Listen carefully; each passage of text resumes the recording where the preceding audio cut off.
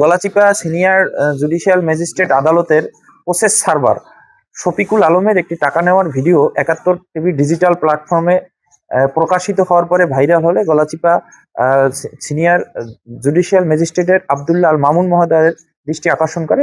তিনি তাৎক্ষণিক তার ঊর্ধ্বতন কর্তৃপক্ষের সাথে কথা বলে তাকে প্রত্যাহার এবং বিভাগীয় তদন্ত ব্যবস্থা করে। আমরা এই ব্যাপারে এখন সরাসরি কথা বলবো গলাচিপা উপজেলার আইনজীবীদের প্রতিনিধি এবং এপিপি অ্যাডভোকেট জনাব রাইসুল ইসলাম জাহিদের সাথে।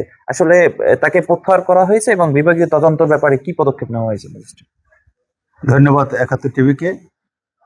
আমাদের বিজ্ঞ আদালতের প্রসেস সার্ভেয়ার শফিকুল আলমের একটি অনিয়মের চিত্র সামাজিক যোগাযোগ মাধ্যমে ছড়িয়ে পড়লে আমাদের এখানের বিজ্ঞ বিচারক জনাব বিজ্ঞ সিনিয়র জুডিশিয়াল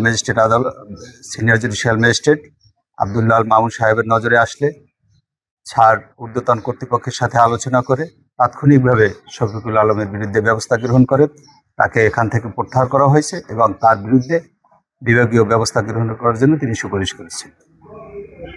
আমরা গলাচিপা বিজ্ঞ সিনিয়র জুডিশিয়াল ম্যাজিস্ট্রেট আদালতে যে আইনজীবী বৃন্দ আছি, আমরা এটার তীব্র প্রতিবাদ জানাচ্ছি এবং ভবিষ্যতে এই ধরনের কর্মকাণ্ড থেকে সকলকে বিরত থাকার জন্য আমরা বিশেষভাবে অনুরোধ করছি। আমাদের ছাড় আব্দুল্লাহ মামুন ছাড় তিনি সকলকে সাবধান করে দিচ্ছেন এই ধরনের কোনো দুর্নীতি পরবর্তীতে কোনো বরদাস্ত করা হবে না এবং যারা এর সাথে জড়িত হবে তাদের প্রত্যেকের বিরুদ্ধে কঠোর ব্যবস্থা নেওয়া হবে। ধন্যবাদ।